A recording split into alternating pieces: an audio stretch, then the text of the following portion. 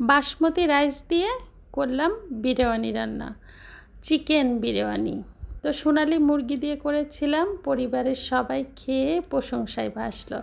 তো চলুন যাই দেখি কি কি দিয়েছিলাম। এখানে আমি কাজু বাদাম দিয়েছি, এলাচের ফল দিয়েছি কয়েকটা, আর দিয়েছি জয়ফল, জয়ত্রী, আর এই যে স্টার দিয়েছি, পোস্তদানা দিয়েছি, বড় একটা এলাচের ফল দিয়েছি, আর দারচিনি আর পেস্তা বাদাম সব কিছু দিয়ে।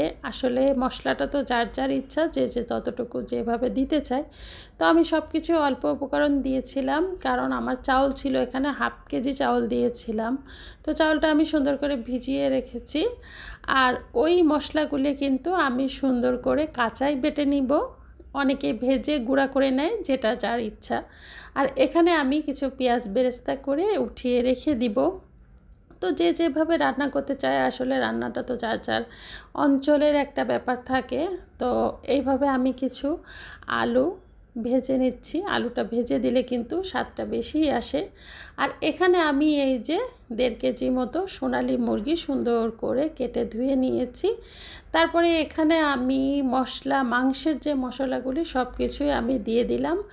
আর এক্সট্রা দেওয়ার মধ্যে এই যেই মশলাটা আমি সবগুলো বেটে নিয়েছিলাম, সেই মশলাটাই দিয়ে দিয়েছি। আর দিয়ে দিলাম 3 চামচ মতো টক দই, পানি ঝরিয়ে নিয়ে টক দই দিয়ে দিয়েছি।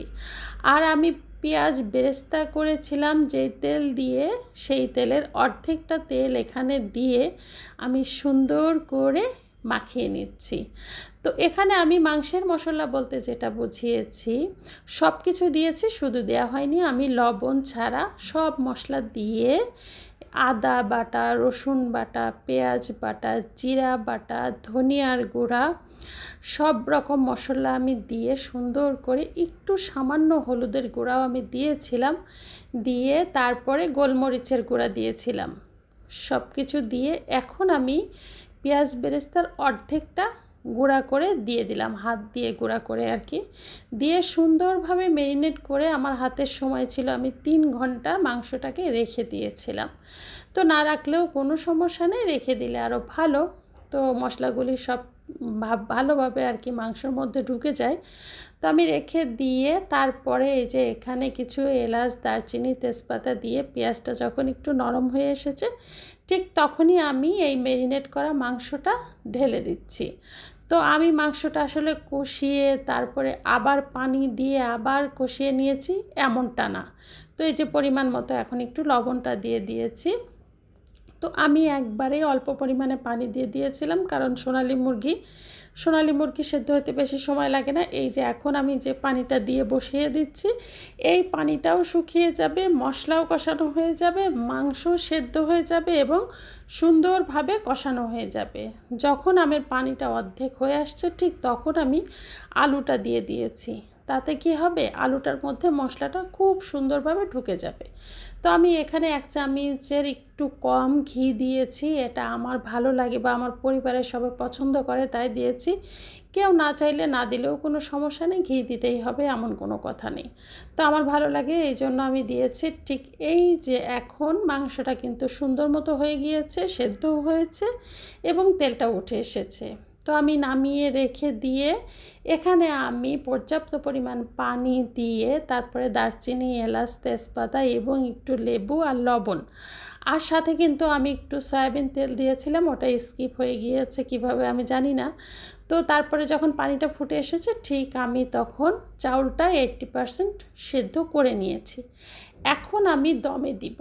তো সুন্দর করে আমি গুছিয়ে নিয়ে তারপরে দমে দিব। মাংসর আমি অর্ধেকটা উঠিয়ে রেখেছি, আর অর্ধেকটা এই যে পাতিলেই ছিল। তারপরে আমি উপর দিয়ে সেই পোলোয়ার চালটা আমি সুন্দর মতো করে ছড়িয়ে দিচ্ছি, পার্ট বাই পার্ট 3 পার্ট করেছি আমি এইভাবে। 3 পার্ট দেওয়ার পরে আমি এই যে পাউডার মিল্ক সেটা আমি গুলিয়ে সুন্দর করে উপর দিয়ে দিয়েছি কিছু কিশমিশ এবং জর্দার রং দিয়েছিলাম একটু, আর হালকা একটু কেওড়া জলও কিন্তু দিয়েছিলাম, খুবই কম পরিমাণে। আর যে পেঁয়াজ বেরেস্তাটা রেখে দিয়েছিলাম, সেই পেঁয়াজ বেরেস্তাটাও উপর দিয়ে আমি দিয়েছি।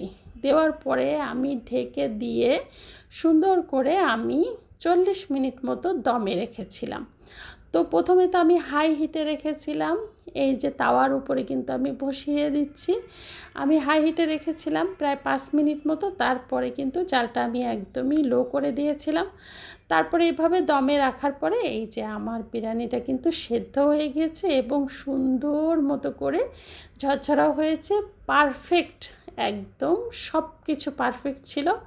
তো যাই হোক, পরিবারের সবাইকে খুশি করতে পেরে নিজের অনেক ভালো লাগছিল। তো আল্লাহ হাফেজ।